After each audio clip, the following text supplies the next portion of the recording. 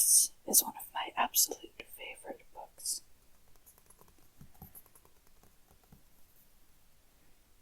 I love reading and I love ASMR. So on this channel I would like to do a lot of videos combining the two, and read you some of my favorite books, do other ASMR book-related videos.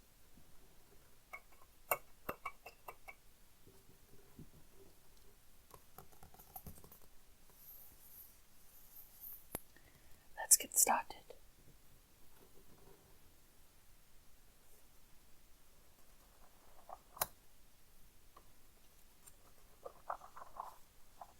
I love the smell of books. It smells really good.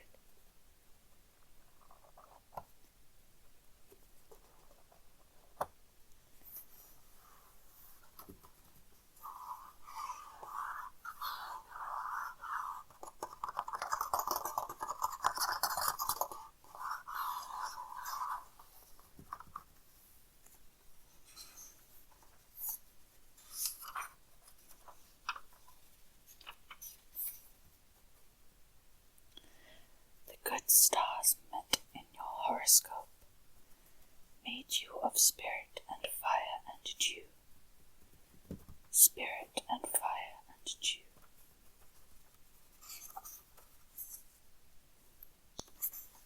Skip the introduction. Contents.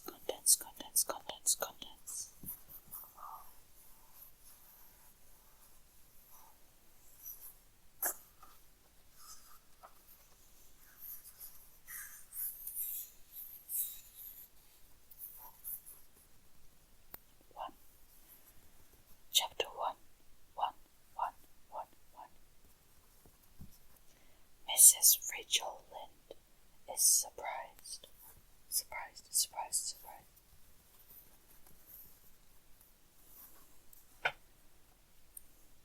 Mrs. Rachel Lynde lived just where the Avonlea main road dipped down into a little hollow, fringed with alders and ladies' eardrops, and traversed by a brook that had its source away back in the woods of the old Cuthbert place.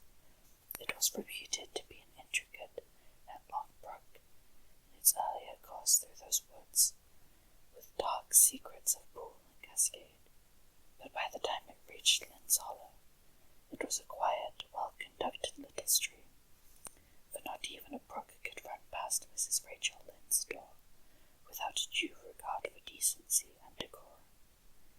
It probably was conscious that Mrs. Rachel was sitting at her window, keeping a sharp eye on everything that passed, from brooks and children up, and that if she noticed anything odd or out of place, she would never rest until she had ferreted out the whys and wherefores thereof.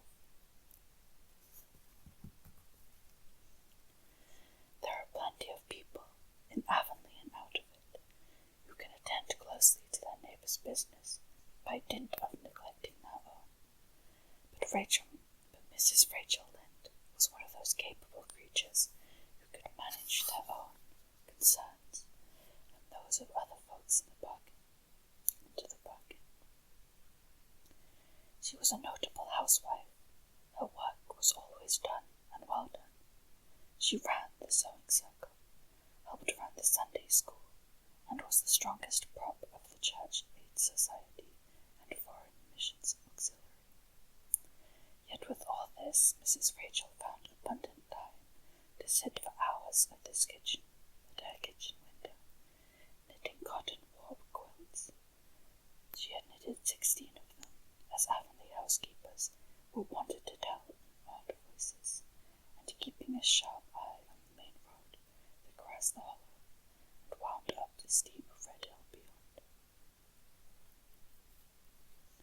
Since Avonlea occupied a little triangular peninsula jutting out into the Gulf of St. Lawrence, with water on two sides of it, anybody who went out of it or into it had to pass over that hill road, and so run the unseen gauntlet of Mrs. Rachel's all-seeing eye.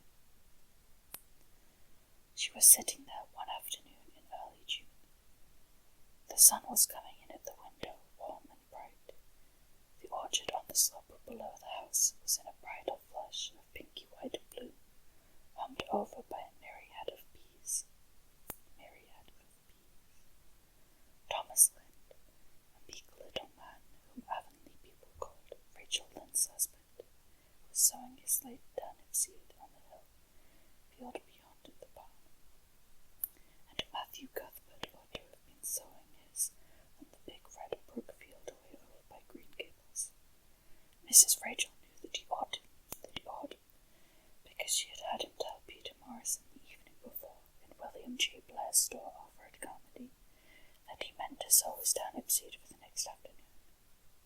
Peter had asked him, of course, for Matthew Cuthbert had never been known to volunteer information about anything in his whole life.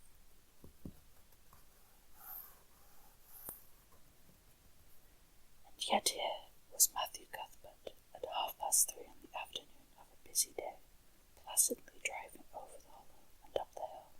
Moreover, he wore a white collar and his best suit of clothes, which was plain proof that he was going out of Avonlea, and he had the buggy and the sorrel mare, which betokened that he was going a considerable distance. Now where was Matthew Cuthbert going, and why was he going there? Had it been any other man in Avonlea, Mrs. Rachel, deftly putting this and that together, might have given a pretty good guess as to both questions. But Matthew so rarely went from home that it must be something pressing and unusual which was taking him. He was the shyest man alive, and needed to have to go among strangers, or to any place where he might have to talk. Matthew, dressed up with a white collar and driving in a buggy, was something that didn't happen often. Mrs. Rachel, ponder as she might, could make nothing of it, and her afternoon's enjoyment was spoiled. I'll just step over to Green Gables after tea, and find out from Marilla where he's gone and why, the worthy woman finally concluded. He doesn't generally go to town this time of year, and he never visits. If he'd run out of turnip seed, he wouldn't dress up and take the buggy to go for more. He wasn't driving fast enough to be going for a doctor, yet something must have happened since last night to start him off. I am clean puzzled, that's what, and I won't know a minute's peace of mind or conscience until I know what has taken Matthew Cuthbert out of Avonlea today.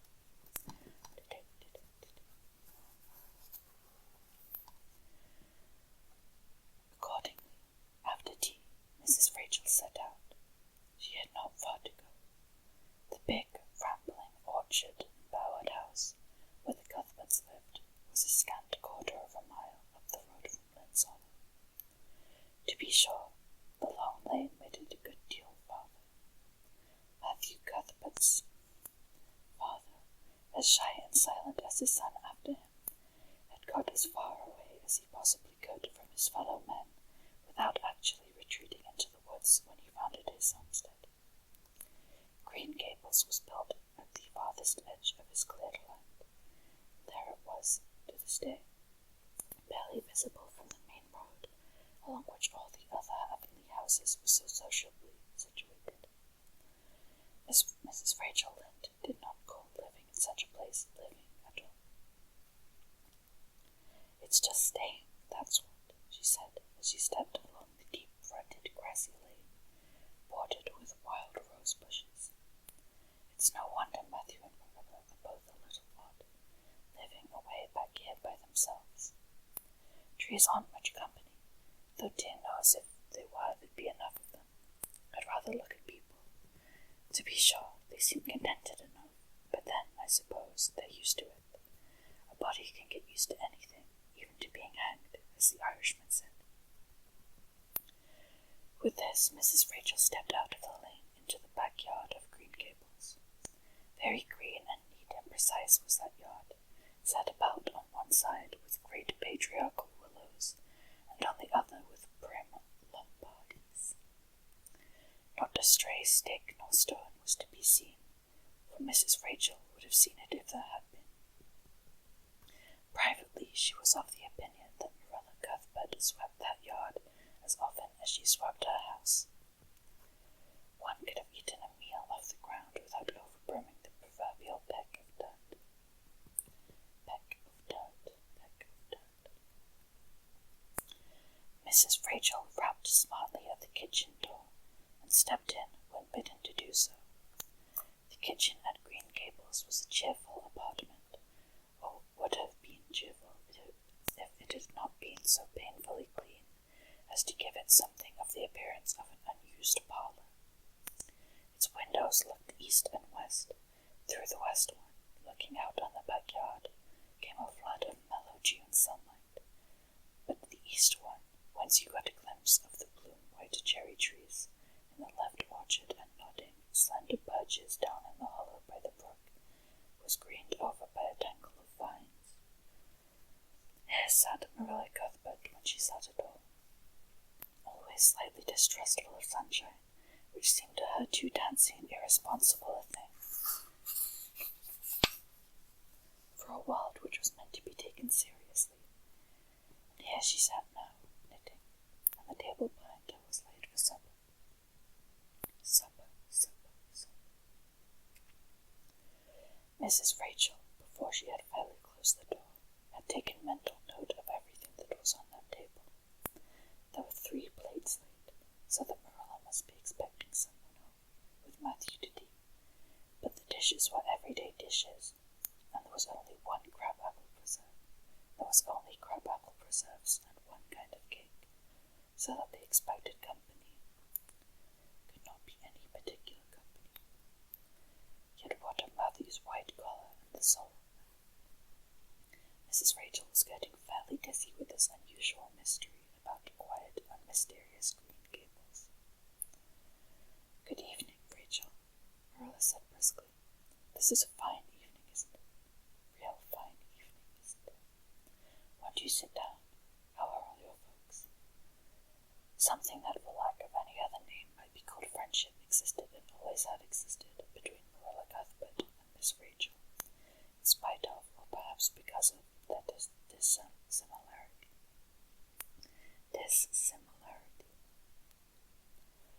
Marilla was a tall, thin woman, with angles and without curves. Her dark hair showed some grey streaks and was always twisted up in a hard little knot behind, with 2 wire hairpins stuck aggressively through it. She looked like a woman of narrow experience and rigid conscience, which she was, but there was saving something about her mouth, which, if it had been ever so slightly developed, might have been considered indicative of a sense of humour.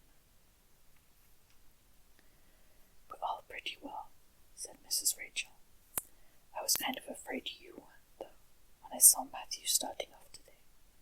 I thought maybe he was going to the doctor's. Doctors. Marilla's lips twitched understandingly. She'd expected Mrs. Rachel up. She had known that the sight of Matthew jaunting off so unaccountably would be too much for her neighbour's curiosity. Oh no, I'm quite well, although I had a bad headache yesterday, she said. Matthew went to Bright River. We're getting a little boy from an orphan asylum in Nova Scotia, and he's coming on the train tonight. Tonight.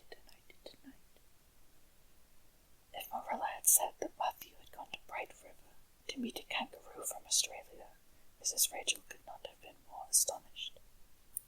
She was actually stricken dumb for 5 seconds.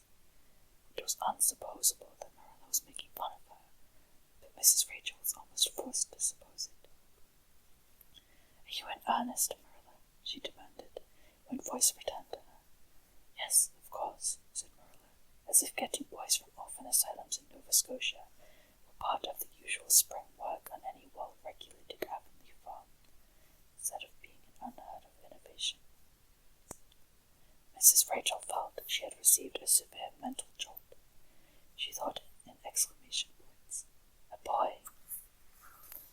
Marilla and Matthew Cuthbert, of all people, adopting a boy from an orphan asylum. Well, the world was certainly turning upside down. She would be surprised at nothing after this. Nothing. earth put such a notion into your head?" she demanded disapprovingly. This had been done without her advice being asked, and must perforce be disapproved. "Well, we've been thinking about it for some time, all winter in fact," returned Marilla.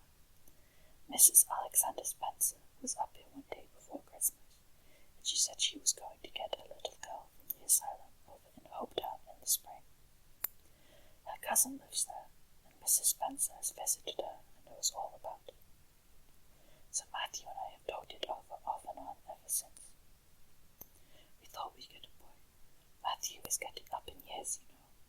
He's 60, and he isn't so spry as he once was. His heart troubles him a good deal, and you know how desperate hard it's got to be to get hired help.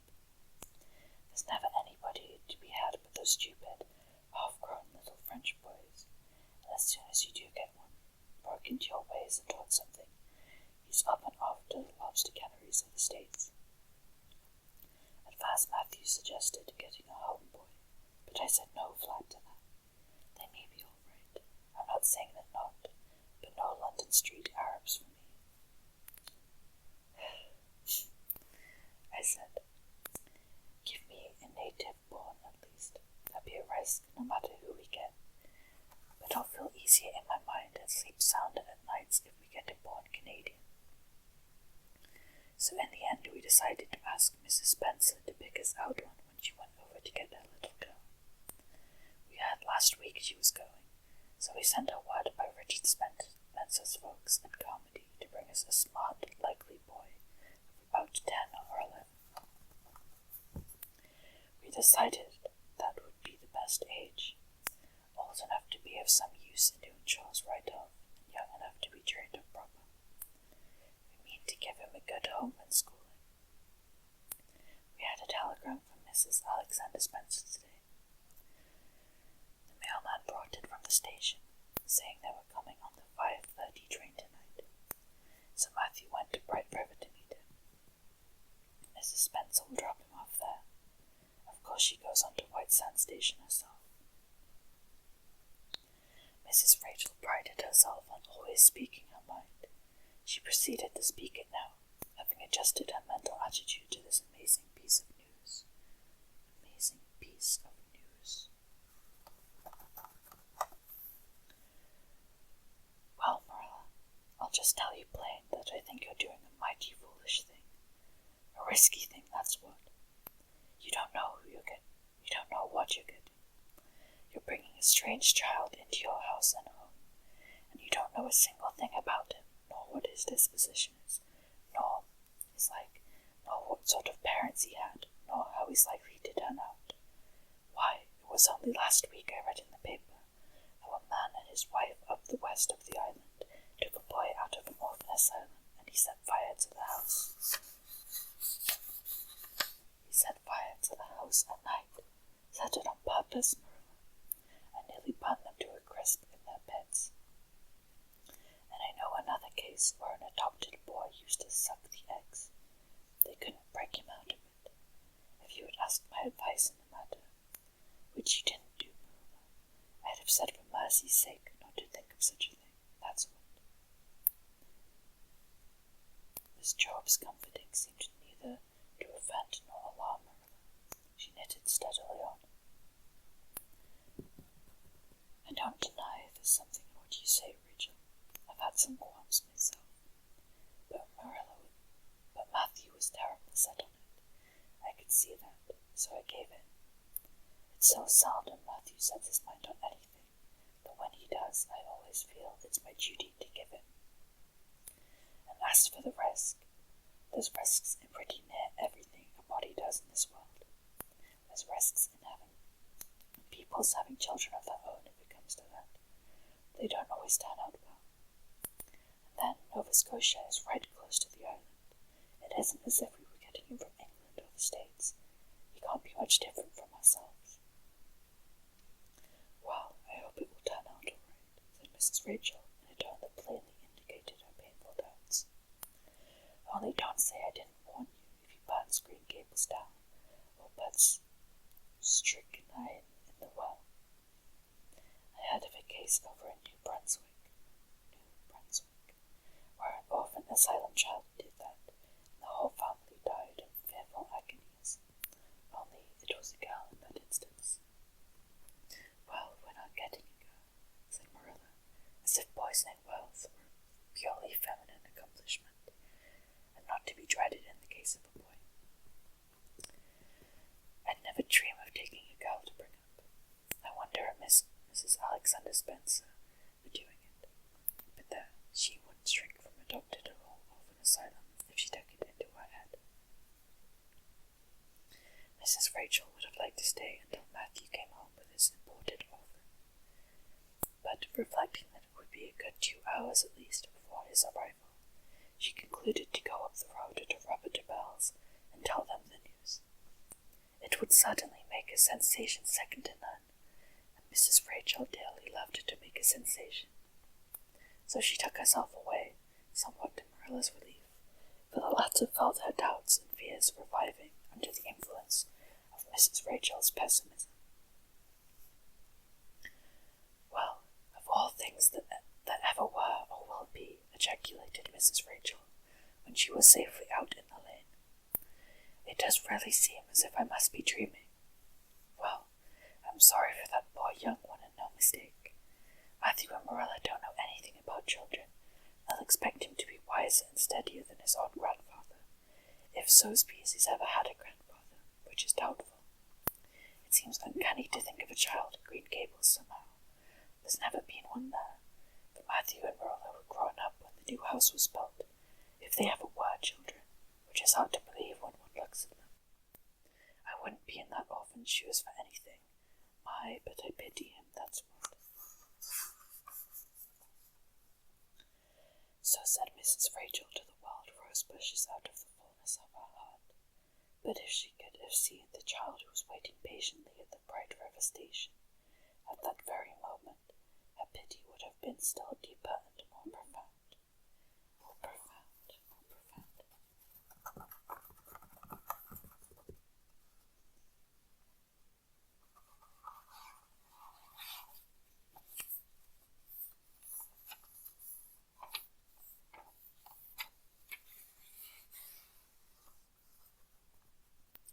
That is the end of Chapter 1. Chapter 1. Chapter 1. That is as much as I'm going to read for today. If you liked reading this, let me know if you would like to hear me read Chapter 2, where we meet Anne.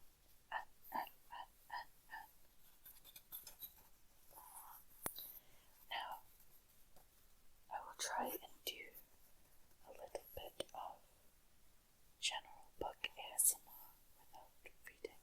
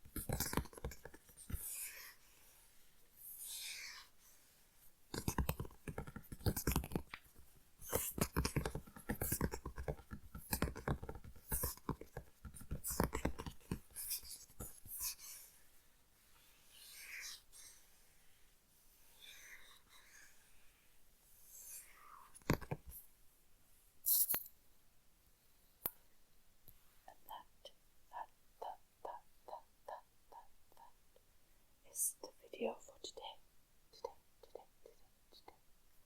Please let me know if you enjoyed watching this video. And I am very excited to read more books in the future. Please let me know if you would like me to read more of Green Gables or different books. Some of my other favorite books, poetry or fairy tales, or other book-related videos, such as a Q&A, an introduction to my favorite books, the first line of every book I have, things like that. Look forward to seeing